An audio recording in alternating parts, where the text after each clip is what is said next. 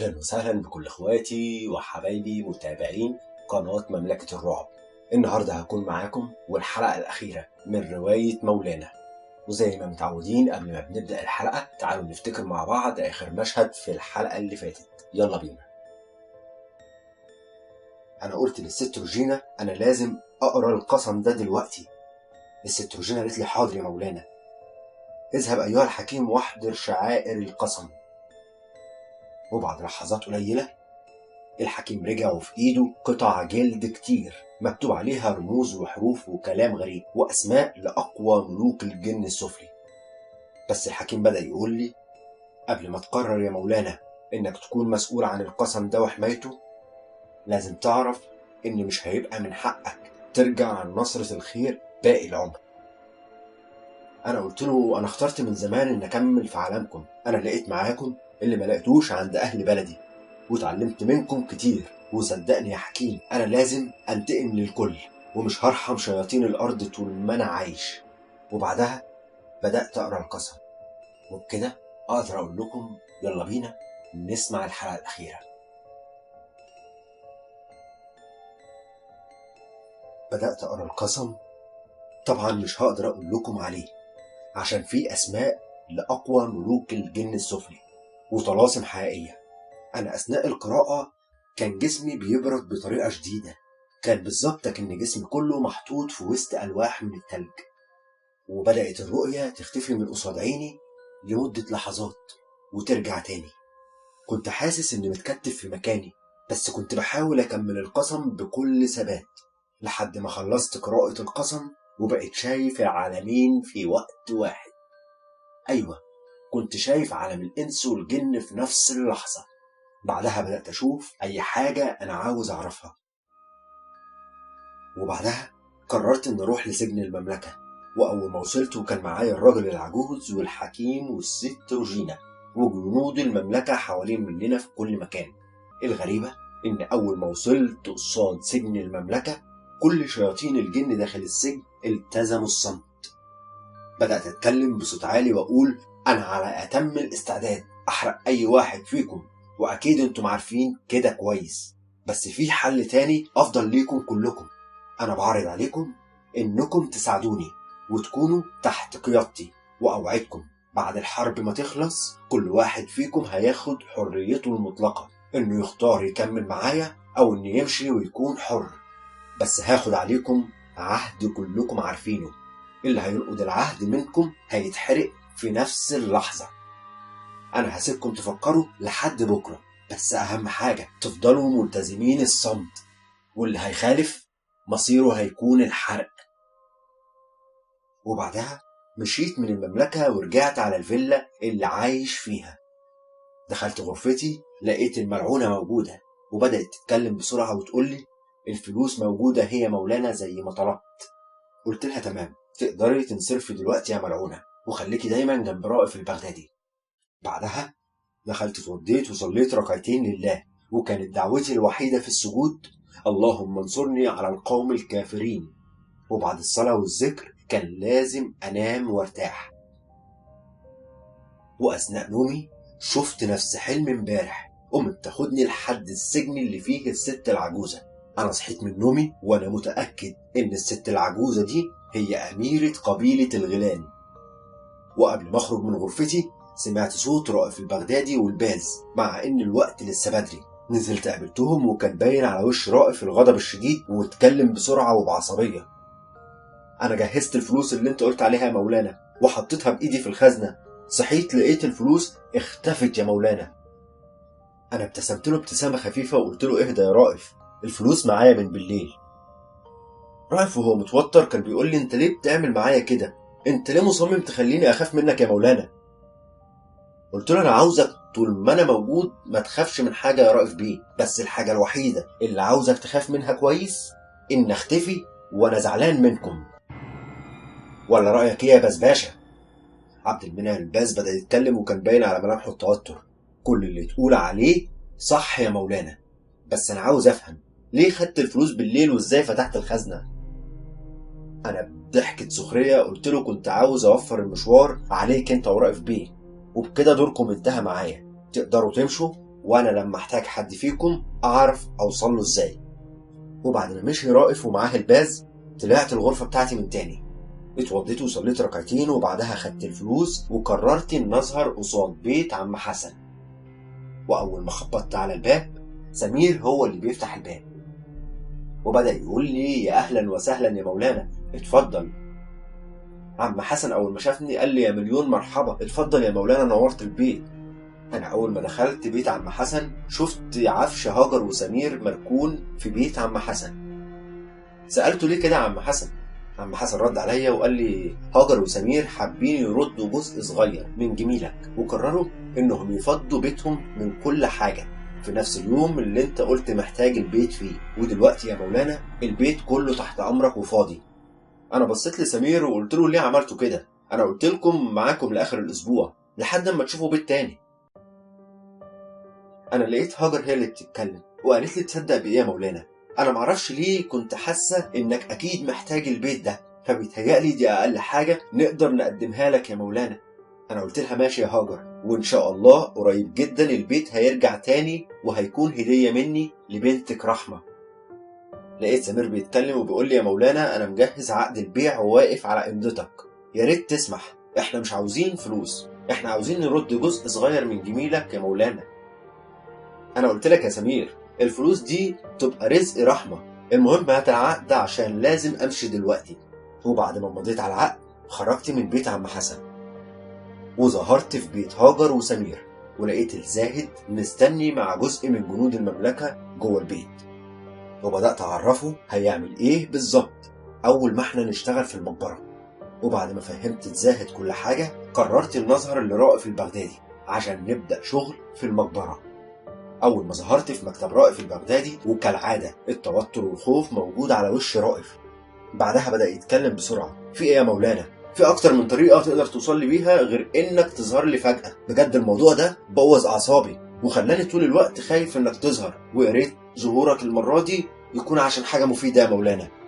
كلام رائف خلاني بجد ضحك وقلت له اسمع يا رائف، أنا جاي عشان أقول لك عاوز الباز يأمن البيت اللي أنا اشتريته في البلد، وانت تجهز الناس بتوعك ومعدات الحفر، واول ما تكونوا جاهزين هنوصل لاول مقبره وموجود فيها خير كتير. رائف البغدادي بدأ يقول لي سهل جدا كل اللي انت بتطلبه ده يا مولانا، بكره الصبح كل المعدات والعمال هيكونوا موجودين في البيت اللي انت بتقول عليه، وبعد تليفون صغير للباز اعتبر بعدها مش البيت بس اللي اتأمن، البلد كلها هتكون متأمنة تماما. انا قلت له تمام، رتب كل حاجة وهستناك انت والباز تعدوا عليا بكرة الصبح عشان ابدأ شغل في المقبرة ونقدم اول هدية للباشا. وبعدها اختفيت من قصاد رائف البغدادي وانا شايف الملعونة واقفة جنبه. رجعت على غرفتي في الفيلا عشان ارتب كل حاجة، وبعد تفكير عميق كنت عارف انا هعمل ايه بالظبط. ومع مرور الوقت ودخول الليل كان لازم اظهر في المملكة عشان أعرف القرار الأخير لشياطين الجن في سجن المملكة. وبعد ظهوري في المملكة قابلت الست روجينا وعرفت منها إن معظم شياطين الجن وافقوا يساعدوني مقابل حريتهم بعد انتهاء الحرب، وعرفت منها كمان إن في جزء تاني من شياطين الجن أعلنوا إسلامهم عن طريق دعوتهم لدخول الإسلام من الحكيم. وبعدها بدأت أخد عهود من شياطين الجن اللي هيساعدوني، وأي حد هيفكر ينقض العهد هيتحرق في لحظة واحدة. وبعد ما خدت العهد من كل الشياطين اللي وافقت، دلوقتي أنا أمتلك قيادة جيش من أقوى شياطين عالم الجن، وأصبحت نهاية الباشا وأعوانه قريبة جدا. وبعد ما خلصت بدأت أجتمع بالست روجينا والحكيم والرجل العجوز، وبدأت أشرح لهم إزاي هنبدأ الحرب. بدأت كلامي مع الست روجينا وقلت لها إنها هتاخد كل جنود المملكة وهتروح على المقبرة اللي في بيت هاجر، وبمساعدة الزاهد والجنود اللي معاه هيبقى سهل عليكم أي ساحر من خدام الباشا يقرب من المقبرة تتسحب كل خدامه من شياطين الجن ويروحوا على سجن المملكة. الست روجينا بدأت تقول لي بإذن الله يا مولانا ربنا هينصرنا على القوم الكافرين وكل اللي انت قلت عليه هيتنفذ. بعدها كملت كلامي وقلت لهم وبالنسبة للراجل العجوز هيبقى معاه جنود قبيلة الغلام وشياطين الجن اللي تعاهدوا معانا، وفي نفس التوقيت اللي هنشتغل فيه في المقبرة هيروح السجن اللي فيه أميرة قبيلة الغيلان، وبإذن الله هيرجع بيها، وشياطين الجن اللي معاه عارفين المكان كويس وهيقدروا يساعدوه إنك يهزم المارد وكل حراسه. الراجل العجوز بدأ يقول لي: تمام يا مولانا، أخيرا جه اليوم اللي هشوف أميرة قبيلة الغيلان من تاني. أوعدك يا مولانا، أنا مش بس هرجع الأميرة، أنا هرجع ومعايا المارد وكل حراسه، وهم مربوطين بسلاسل من نار وهيكونوا في سجن المملكة. وبعدها أنا كملت كلامي: أما أنت يا حكيم هتكون مهمتك الاهتمام بالمملكة، وإنك تكمل الدعوة لكل الشياطين اللي في السجن عشان يساعدونا. الحكيم بدأ يقول لي: إن شاء الله هكون قادر على إن أكبر عدد من الشياطين يوافقوا يساعدونا يا مولانا. بعدها كملت كلامي وقلت لهم كده الخطة اكتملت، الحكيم هيجعل جيشنا في تزايد مستمر، والراجل العجوز هيحارب المارد عشان يحرر أميرة قبيلة الغيلان من سجنها، والملعونة بتراقب رائف البغدادي وبتعرفني كل اللي بيفكر فيه، وصخر وريان في حرب مستمرة مع المشعوذين والسحرة خدام الباشا، والست روجينا والزاهد هيقوموا بحرب مع أي ساحر هيقرب من المقبرة. وبكده أنا لازم أرجع غرفتي عشان أنام. أما رجعت الغرفة وبعد الخلوة اللي أنا بعملها والورد اليومي غلبني النوم، وشفت رؤية أثناء نومي خلتني أصحى وأنا مطمن. أنا شفت حرب كبيرة وأنا موجود فيها، بس فجأة قطع نار بتنزل من السماء وبتحرق المعتدين من شياطين الإنس والجن، وبعدها سمعت صوت جميل زي صدى الصوت وبيقول: بسم الله الرحمن الرحيم، إن ينصركم الله فلا غالب لكم، وإن يغزلكم فمن ذا الذي ينصركم من بعده، وعلى الله فليتوكل المؤمنون. صدق الله العظيم. كمل طريقك يا مولانا. وبعدها صحيت مع صوت أذان الفجر وأنا قلبي مطمن تماما. صليت الفجر وبعدها فضلت أذكر ربنا، والوقت مر بسرعة والساعة دلوقتي 7 الصبح. لفت انتباهي فجأة وجود شياطين من عالم الجن واقفين بره الفيلا، وفي نفس اللحظة لقيت رائف بيخبط على باب غرفتي ومعاه الباز، بس المرة دي ما كانوش لوحدهم، كان معاهم ساحر اسمه عثمان من خدام الباشا. ورائف بدأ يتكلم بسرعة ويقول لي: أنا جيت عشان أعرفك كل حاجة جاهزة زي ما طلبت، بس إحنا مش هينفع نروح معاك، مش بينفع إن إحنا نظهر في الصورة خالص. أحب أعرفك عثمان ساحر متمكن جدا، والباشا بيعتمد عليه في كل الشغل الكبير، وهو اللي هيكون معاك في البيت وهيساعدك توصلوا للمقبرة يا مولانا. أنا بعصبية قلت له: ماشي يا رائف، بس عاوزك تبلغ الباشا إن مولانا مش بيحب حد يساعده، بس أنا هوافق عشان دي أول مقبرة، المهم الباز يكون مأمن المكان كويس. عبد المنعم الباز بدأ يرد عليا: وما تقلقش يا مولانا، كل حاجة تمام، ورجالتنا حواليك في كل مكان في البلد. قلت لهم: كويس جدا الكلام ده، تقدروا تمشوا دلوقتي وانا وعثمان هنروح على البيت اللي فيه المقبرة، واول ما نوصل انت عارف هبلغك ازاي يا رائف بيه. وبعد ما رائف والباز مشوا بدأت اتكلم مع عثمان واقول له: اسمع الكلام ده كويس يا عثمان، انا مش محتاج اعرفك قدرتي عاملة ازاي عشان انت اكيد عارفها كويس، والدليل على كده انك قاعد معايا لوحدك، وكل خدامك من شياطين الجن واقفين بره بيتي ما يقدروش يدخلوا الا بامر مني انا، انت هتكون معايا بس عشان تساعدني وتسمع كل كلامي، مالكش رأي في الموضوع. عثمان بدأ يقول لي: مش محتاج تقول لي الكلام ده يا مولانا، كل واحد فينا عارف قدراته كويس، وانا عارف ان انت تتفوق عني بكتير، وانا هنا بأمر مباشر من الباشا عشان اسمع كلامك واساعدك بس. قلت له: تمام، انا دلوقتي يا عثمان هبعت كل جنودي ومعاهم كل خدامك يروحوا المقبرة ينظفوها من الرصد، وبعد ساعة احنا هنروح عشان العمال تشتغل في الحفر، ومع نهاية اليوم هنكون بإذن الله وصلنا للمقبرة وفتحناها. عثمان رد عليا قال لي: أوامرك يا مولانا، كل اللي انت هتقوله هيتنفذ. أنا طبعا بعت كل الجنود ومعاهم خدام عثمان من شياطين الجن، وأنا واثق إن أول ما نروح بيت هاجر هيكون كل خدام عثمان في سجن المملكة. ويدوب عدى نص ساعة ظهر الزاهد في غرفتي وبلغني إن كل حاجة تمام. بعدها بدأت أتحرك أنا وعثمان. وبعد ما وصلنا بيت هاجر وسمير، أول ما دخلنا عثمان كان بيحاول يستدعي أي حد من خدامه، وبدأ يظهر على ملامحه التوتر، أما الخدام ما ظهروش. وبعد دقايق بدأت أتكلم مع عثمان وأقول له للأسف يا عثمان، جزء كبير من جنودي مات ومعاهم كل خدامك، بس في النهاية الحمد لله قدرنا نسيطر على المقبرة. بس دلوقتي انت مالكش دور معايا يا عثمان، وتقدر ترجع للباشا وتعرفه اللي حصل، وانا اول ما افتح المقبرة هبلغ رائف. عثمان وهو متوتر: انا ما اقدرش ارجع للباشا واقول له ان كل خدامي ماتوا يا مولانا، كده انا مش هيبقى ليا لازمة عنده ومصيري هيكون الموت. انا قلت له بكل ثقة: لا، انت لازم تقول للباشا على كل حاجة، عشان انا كده كده هقول له. عثمان كان مرعوب وهو بيقول لي: ابوس ايدك يا مولانا ما تقولش حاجة للباشا، واعتبرني خدامك باقي العمر. انا بصيت لعثمان بنظرة قوة وقلت له: انا عارف ان انا لو قلت للباشا مصيرك هيكون الموت، وبصراحة انا ضميري مش هيسمح ان اكون سبب موتك. انا هقول للباشا ان انت هتفضل معايا على طول وهتساعدني دايما، والمقابل للكلام ده انك هتسمع اي حاجة اقول لك عليها وتنفذها بالحرف الواحد. عثمان بدأ ياخد نفسه ويقول لي: هكون خدامك وتحت أمرك في أي وقت يا مولانا، وهنفذ أي حاجة، بس أبوس إيديك بلاش الباشا يعرف. أنا قلت له: تمام يا عثمان، اتفقنا، تعالى دلوقتي عشان نعرف العمال هيحفروا فين بالظبط.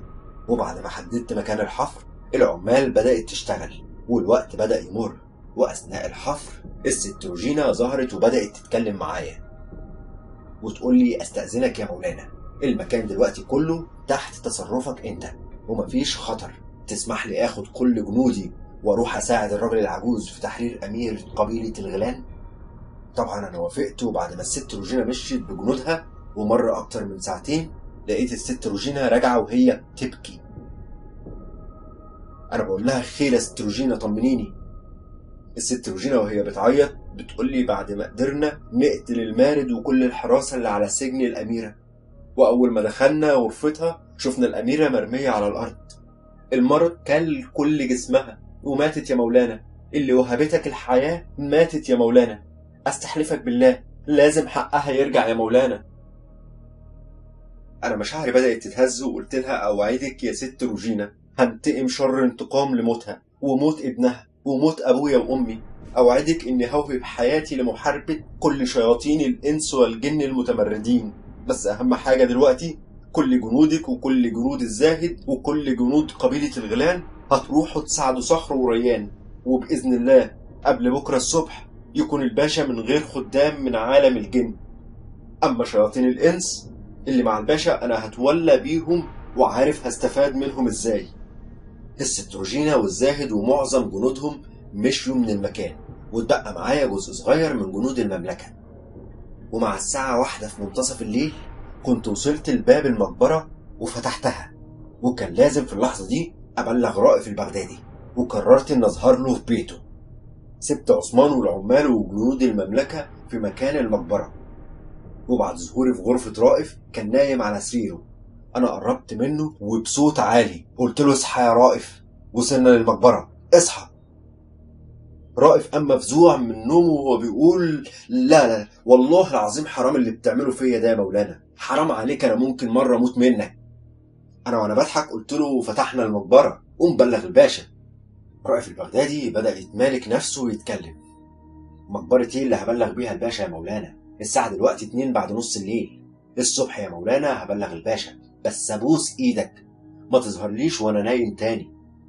بعدها اختفيت ورجعت على البيت اللي فيه المقبرة، وبلغت عثمان والعمال انهم هيفضلوا هنا لحد الصبح، وطمنتهم وقلت لهم رجالة الباشا حوالين مننا في كل مكان، مش عاوز حد فيكم يقلق او يخاف.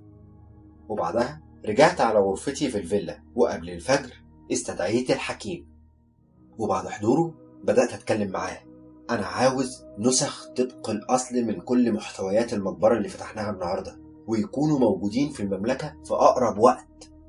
الحكيم قال لي: حاضر يا مولانا، بإذن الله هتلاقي نسخة طبق الأصل لمحتويات المقبرة موجودة في المملكة بكرة بالليل إن شاء الله. وبعدها انصرف الحكيم مع صوت أذان الفجر. أنا صليت الفجر ونمت بسرعة من شدة التعب، بس الغريب أنا ما شفتش رؤية النهاردة خالص، وصحيت من نومي على صوت رائف البغدادي وهو بيضحك وبيقول لي أنا قلت أظهر لك مرة وأنت نايم يا مولانا عشان أبلغك الباشا عاوزك دلوقتي. بصيت وقلت له ماشي يا رائف، انزل استناني تحت على ما اجهز حالي وهنزل لك. وبعد نص ساعة نزلت الرائف ورحنا للباشا، وأول ما وصلنا الباشا اتكلم بسرعة. الله عليك يا مولانا، دي أسرع مقبرة اتفتحت، انت أثبتت لي إن اختياري ليك كان صح جدا. أنا قلت له بكل ثقة المقبرة كانت سهلة بالنسبة ليا، وكمان عثمان ساعدني كتير عشان المقبرة دي تتفتح بسرعة، بس ممكن أعرف إمتى هتنقلوا محتويات المقبرة عشان عاوز أحتفظ بالبيت لناس من أهلي في البلد. الباشا ضحك ضحكة عالية، وبعدها المقبرة بقت فاضية يا مولانا، وكمان مكان الحفر اتردم. أنا عشان مبسوط منك قلت إنك تيجي تاخد نصيبك قبل البضاعة حتى ما تتباع. وبعد لحظة اتفتح قصاد عيني شنط مليانة فلوس. كنت أول مرة في حياتي أشوف كل الفلوس دي، بس كان على لساني دعوة واحدة في سري: اللهم ارزقني حب طاعتك وارزقني كره معصيتك. بعدها قلت للباشا الفلوس دي كلها بتاعتي أنا؟ باشا قال لي أيوة يا مولانا، كلها بتاعتك، عاوزك تتبسط براحتك واعمل كل اللي في نفسك، بس شد حيلك، عاوزين مقبرة تانية قريب. أنا بصيت له بثقة وقلت له أوعدك قريب قوي هوصلك للمقبرة اللي عينك عليها من سنين يا باشا. الباشا بدأ يقول لي تمام يا مولانا، أنا في الانتظار، ومكافئتك وقتها هتكون أكبر بكتير من الفلوس اللي شايفها قدامك دي. تقدر تمشي دلوقتي يا مولانا، والفلوس معاك وتحت أمرك. وأنا راجع وكان معايا شنط الفلوس، رائف بدأ يتكلم معايا ويقول لي الأفضل يا مولانا تسيب جزء صغير من الفلوس معاك، والباقي نخلي راغب الصاوي يفتح لك بيه حساب سري بره البلد. أنا ضحكت وقلت لرائف ما تقلقش، أنا هعرف أشيل الفلوس فين وأقدر أحميها كمان. وبعدها وصلت الفيلا ودخلت غرفتي، وبعد ما الحراسة دخلت شنط الفلوس لحد الغرفة جوه، وبعدها مشي رائف البغدادي. وبعد ما بقيت لوحدي استدعيت الملعونة، وبعد حضورها بدأت معاها الكلام. أنا عاوز الفلوس دي تبقى موجودة في المملكة دلوقتي، بس الأهم أنا عاوز أعرف محتويات المقبرة موجودة فين. الملعونة بدأت تتكلم وتقول لي محتويات المقبرة موجودة في مخزن قديم ملك الباشا، أما الفلوس هتكون في لحظة موجودة في غرفتك في المملكة يا مولانا. تسمح لي بالانصراف؟ بعد ما الملعونة انصرفت لقيت الحكيم ظهر وبدأ يقول لي الحرب على خدام الباشا قربت تخلص يا مولانا، ومعظم شياطين الجن بقوا موجودين في سجن المملكة. أما بالنسبة لمحتويات المقبرة بالليل هيكون جاهزة النسخ بتاعتها، وهتكون نسخة طبق الأصل من كل المحتويات يا مولانا. أنا قلت له تمام. وبالنسبة لشياطين الجن اللي في السجون يا حكيم، في حد منهم قرر يبقى معانا؟ الحكيم قال لي يا مولانا معظم شياطين الجن اللي في السجون كانوا مسخرين غصب عنهم من قبل السحرة والمشعوذين من شياطين الإنس، ومعظم الشياطين اللي معانا في المملكة قرروا يساعدونا مقابل حريتهم. قلت له تمام يا حكيم، يبقى هرجع معاك المملكة واخد من شياطين الجن العهد عشان يساعدونا. وبعدها مشيت أنا والحكيم ورجعنا للمملكة، وبدأت أخد العهد على كل الشياطين اللي وافقوا يكونوا معانا ويساعدونا. الوقت مر بسرعة والليل دخل، وقبل ما أرجع من المملكة اتأكدت إن في نسخة طبق الأصل من المحتويات اللي كانت موجودة في المقبرة جاهزة، واتفقت مع الحكيم إن شياطين العالم السفلي اللي كانوا مسؤولين عن المقبرة دي ومعاهم الشياطين اللي تعاهدنا معاهم يبقوا مسؤولين إنهم يرجعوا محتويات المقبرة الأصلية مكانها، ويسيبوا النسخ التقليد عند الباشا في الوقت اللي أنا حدده. الحكيم قال لي تمام يا مولانا، كل اللي انت قلته هيتنفذ. بعدها رجعت غرفتي على الفيلا ولقيت صخر موجود وبدأ يتكلم. الحمد لله يا مولانا، في خلال الكام ساعة اللي جاية هيكون كل خدام أعوان الباشا في سجن المملكة، ومش هيبقى موجود غير شياطين الإنس. لو عاوزني أموتهم لك كلهم أمرهم سهل جدا يا مولانا. أنا قلت له لا يا صخر، مش لازم يموتوا دلوقتي، لازم نهايتهم تكون في نفس التوقيت اللي هينتهي فيه الباشا ورائف والباز وكل اللي بيساعدوه. لازم كلهم يموتوا مع بعض. بس المهم عاوزك تبقى قريب من الباشا يا صخر، وقبل ما محتويات المقبرة تتباع لازم أعرف. صخر قال لي تمام يا مولانا، هتعرف قبل أي حاجة ما تتباع. تسمح لي بالانصراف؟ وبعدها اختفى صخر، وأنا كان لازم أنام عشان أرتاح. وأثناء النوم شفت الباشا وكل اللي حوالين منه وسط نار والكل بيصرخ. مشهد النار كان صعب جدا، بس أنا من خلال اللي شفته اتأكدت إن نهاية الباشا وكل أعوانه هتكون نار في الدنيا ونار في الآخرة. ومر 3 أيام بعدها، وخلالهم كل حاجة ترتبت صح. دلوقتي كل أعوان الباشا من شياطين الإنس بقوا لوحدهم، وكل خدامهم من شياطين الجن السفلي معظمهم معانا، والباقي في سجن المملكة. والنهاردة عرفت إن في أجانب اتفرجوا على الآثار عند الباشا وكشفوا عليها، وبعد ما اتأكدوا إنها سليمة اتفقوا مع الباشا إن كل حاجة هتخلص بعد يومين. وفي اللحظة اللي عرفت فيها كل التفاصيل دي كان هو ده الوقت المناسب إن الآثار تتبدل في مخزن الباشا. الآثار الأصلية ترجع مكانها تاني في المقبرة، ويتحط مكانها النسخ التقليد. وبعد ما اتأكدت إن الآثار رجعت مكانها الطبيعي في المقبرة، كان لازم نهاية الباشا تيجي قبل ما يكتشف إن الآثار اللي هتسافر دي مش أصلية. في اللحظة دي قررت إن أظهر في مكتب الباشا، وبعد ظهوري الباشا بدأ يتكلم بعصبية شديدة لدرجة إن حراس المكتب رفعوا السلاح في وشي، وبدأ يقول: أنا قلت لك قبل كده يا مولانا أنت ما ينفعش تيجي هنا غير أما أنا أطلبك، أنت كده بتكتب لنفسك الموت. أنا بكل ثقة قلت له: اهدى يا باشا، أنا حبيت بس أفرحك بخبر أنت مستنيه من سنين. في اللحظة دي الباشا هدي وقال لكل الحراس تنزل سلاحهم ويخرجوا بره المكتب، وبعدها قال لي: دلوقتي بقينا لوحدينا يا مولانا، فرحني وقول لي إنك وصلت للمقبرة اللي أنا مستنيها. أنا قلت له: أنا لسه ما وصلتش للمقبرة، بس لقيت الطريقة اللي بيها هنقدر نوصل للمقبرة، وعشان ده يحصل أنا محتاج إنك تجمع كل الناس عندك، عشان كل واحد هيبقى ليه دور مهم. الباشا وهو مستغرب قال لي: أجمع مين يا مولانا بالظبط؟ أنا قلت له: كل السحرة اللي معاك، ورائف البغدادي، وعبد المنعم الباز، وعادل الصاوي، وراغب أيوب، وأي حد مشترك معانا في التجارة دي، وفي الوقت اللي كلنا هنكون موجودين فيه مع سيادتك. بعدها يا باشا بكام يوم أوعدك إن المقبرة بتاعت المدينة الفرعونية الكبيرة هتكون تحت تصرفك يا باشا. الباشا وهو فرحان: تمام يا مولانا، النهاردة بالليل هتلاقيهم كلهم متجمعين عندي، بس مش في الفيلا هنا، هنكون في المزرعة. قلت له: تمام يا باشا، وأنا هكون موجود، وإن شاء الله المقبرة الكبيرة هتكون ملكك في أقرب وقت. تسمح لي نمشي يا باشا؟ قال لي: اتفضل يا مولانا، وفي انتظارك بالليل في المزرعة. أنا اختفيت من عند الباشا وظهرت في المملكة، وكنت واثق إن طمع الباشا هيخليه يكتب نهايته. وبعد ما وصلت المملكة اجتمعت مع الجميع: الست روجينا، الراجل العجوز الحكيم الزاهد، صخر ريان، الملعونة رائيل، معاهم كلهم. وبدأت أعرفهم إن ده الوقت المناسب اللي هنتقم فيه من الباشا وكل أعوانه من شياطين الإنس اللي ضميرهم وقلبهم ماتوا ونسوا ربنا وكفروا بيه. أول ما الاجتماع هيبدأ عند الباشا في المزرعة، أنا عاوز كل جنود المملكة هم اللي يكونوا معايا، وهم اللي يتحكموا في جسم كل واحد هيكون موجود معانا، ومن ضمنهم الباشا.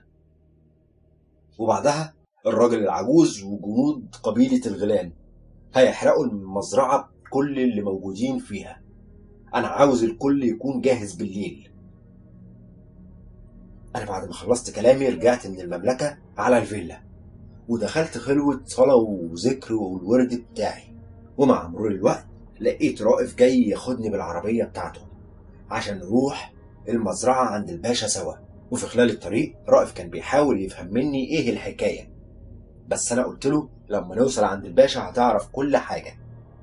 وفي اللحظة اللي وصلت فيها مزرعة الباشا كانت كل جنود المملكة وجنود قبيلة الغيلان في انتظاري. وبعد دخول المزرعة انا ورائف لقيت عثمان وباقي السحرة مرسوم على وشهم الخوف، عشان كلهم عارفين انا مين، وممكن اقول للباشا إنهم ملهمش لازمة وكل خدامهم اختفوا. أما الباشا كان في انتظاري ومعاه عبد المنعم الباز وعادل الصاوي وراغب أيوب. وبعد ما الجميع بقى موجود في غرفة واحدة، بدأت جنود المملكة يلبسوا أجسام كل اللي موجودين في المزرعة وقدروا يتحكموا في تحركاتهم.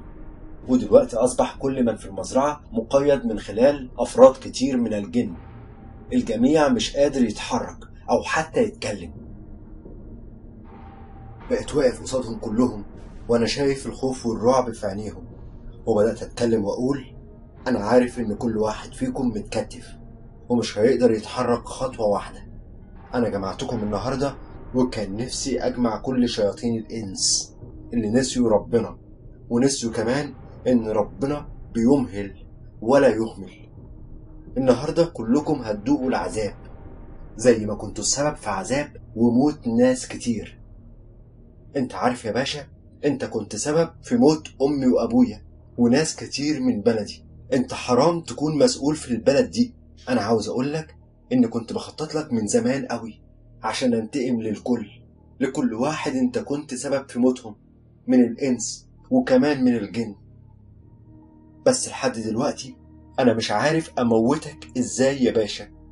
وبالنسبة للمشعوذين اللي حوالين منك دول، أنا كنت السبب إن أسحب كل خدامهم من شياطين الجن، وكل خدامهم دلوقتي تحت خدمتي. أنا هختفي دلوقتي وهسيب شياطين قبيلة الغنان ينتقموا منكم كلكم عشان كنتم السبب في موت أميرتهم وابنها. وبعدها قررت أخرج برا المزرعة، وفي خلال لحظات كانت النار اشتعلت في كل مكان في المزرعة عن طريق الراجل العجوز وجنود قبيلة الغيلان. أنا كنت سامع صرخات الباشا وكل اللي معاه، والنار بتحرقهم كلهم، والمشهد صعب جدا. وأظن إن دي النهاية. كل ظالم نسي إن ربنا موجود، وأكيد مصيرهم في الآخرة هيكون نار جهنم وبئس المصير.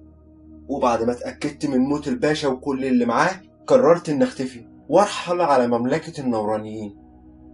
وبعد ساعات اختفى الراجل العجوز وكل جنود قبيلة الغيلان، وكان دورهم انتهى للأبد، ورجعوا تاني يحرسوا المقبرة الفرعونية. أما الملعونة أصبحت وكل من معاها محاربين لنصرة الحق، وشياطين الجن اللي وعدتهم إنهم هيكونوا أحرار بعد الحرب أطلقت سراحهم. بس الغريب إن معظمهم قرر إنه يفضل معايا. ودلوقتي أنا أمتلك جيش عظيم من محاربين أقوياء، وبمساعدة كل من في مملكة النورانيين أصبحت الآن من أقوى محاربين الأرض. أما أنا فكان لازم أرجع أعيش في بيت جدتي، بس المرة دي كان معايا فلوس كتير جدا، وبدأت أتاجر بالفلوس دي مع ربنا. بقيت سبب إن أساعد كل محتاج، وبنيت مركز كبير للعلاج الروحاني. وبعد سنين في حرب مستمرة مع كل شياطين الأرض، قررت إن أعيش حياة مستقرة، وقررت إن أتجوز، وربنا كرمني ببنت حلال من عيلة طيبة جدا، وأصبحت الآن من أشهر المعالجين في الوطن العربي. وبكده تبقى انتهت حكايتي، بس مولانا هيفضل عايش جوه كل واحد فيكم، وأتمنى إني أكون سبب إن كل واحد عرف حكايتي يقتدي بها ويلتزم بطاعة ربنا والتحصن بالقرآن الكريم. وفي النهاية أحب أقول لكم يا رب أكون قدرت أقدم لكم رواية تكونوا استمتعتوا بيها. ولو أنت وصلت معايا لحد الحلقة الأخيرة يبقى أكيد الرواية عجبتك، ولو الرواية عجبتك يبقى لازم يا معلم تعمل لايك، عشان اللايك مهم. اللايك بيوصل الفيديو لأكبر عدد من المشاهدين. ولو أنت ليك تعليق على الرواية أو عندك أي أفكار جديدة ممكن نطور بيها المحتوى اللي بقدمه لك، ممكن تسيب لي رأيك في تعليق. ولو أنت أول مرة تسمعني يبقى لازم تشترك في القناة وتفعل زر الجرس لو عجبك المحتوى، وترجع للحلقة الأولى من رواية مولانا عشان تقدر تفهم الرواية كاملة. يا شباب، لايك، تعليق وشير أهم 3 حاجات بالنسبة لأي واحد بيقدم محتوى. وفي النهاية أقول لكم دمتم سند يا أصدقائي. كان معكم أخوكم شريف شيكو. السلام عليكم.